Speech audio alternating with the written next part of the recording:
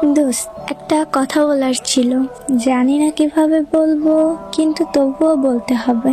কি এমন কথা? আর এমন ভাবেই বা কথা বলছিস কেন? কি হয়েছে? কোনো সমস্যা? কোনো সমস্যা না, আবার সমস্যাও। জানি না ব্যাপারটা কেমন হিসেবে নিবি, কিন্তু দোস্ত, তুই তো আমারে অনেক ভালো বুঝিস, তাই না? ঘুরানো পেঁচানোর কথা আমার একদম পছন্দ না। সোজা বল, কি হয়েছে? তুই তো জানোস আমি একটা রিলেশন করি। হ্যাঁ, এখন তো কি হয়েছে? আমার বিএফ চায় আমি যেন তোর সাথে কথা না বলি। ওর নাকি অনেক খারাপ লাগে তোর সাথে কথা বললে। ও তোরে সহ্যই করতে পারে না। এসব বলার মানে আছে? যাই হোক, তুই কি চাস? আমি আপাতত তোর সাথে কথা বলতে চাই না। তোরে নিয়ে আমাদের রিলেশনে অনেক প্রবলেম হয়, প্রতিদিনই ঝগড়া হয়, যেগুলো খুবই সমস্যার। এতদিন বলতে চাই নাই, কিন্তু এখন আর না পেরে এসব বলতে হচ্ছে। জানি না তুই কিভাবে ব্যাপারটা নিবি, কিন্তু দোস্ত, তুই আমার বেস্ট ফ্রেন্ড ছিলি অ্যান্ড থাকবি।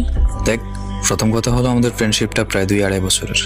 এখন হয়তো তো নতুন বয়ফ্রেন্ড আসছে, যার কারণে তুই আমাদের ফ্রেন্ডশিপটার মূল্য বুঝতেছিস না।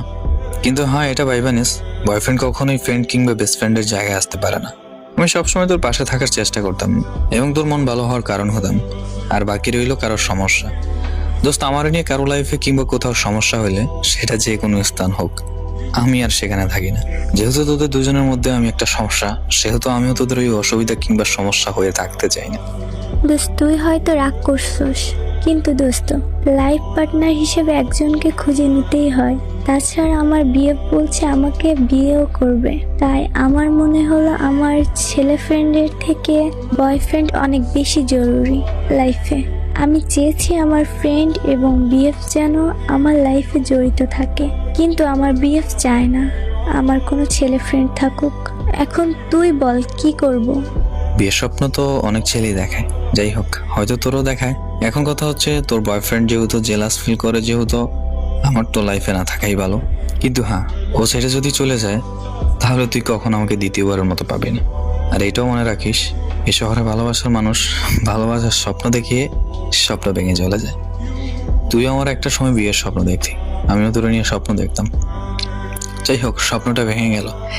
যা আমার মনে মনে ছিল, যেটা ভালোভাবেই কখনো প্রকাশ করতে চাইনি, আজকেও প্রকাশ করলাম না।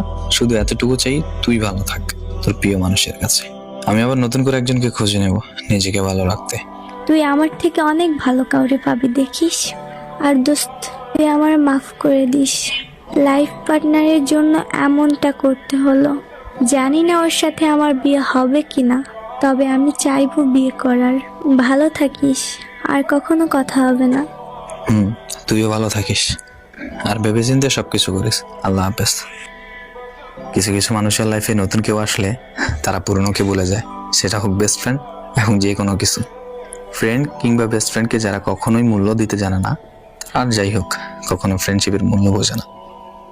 এবং 5 মাস পর মেয়েটা আমাকে আবার মেসেজ করলো এবং কি বললো, সেটা আমরা দ্বিতীয় পার্টে দেওয়ার চেষ্টা করবো ইনশাআল্লাহ।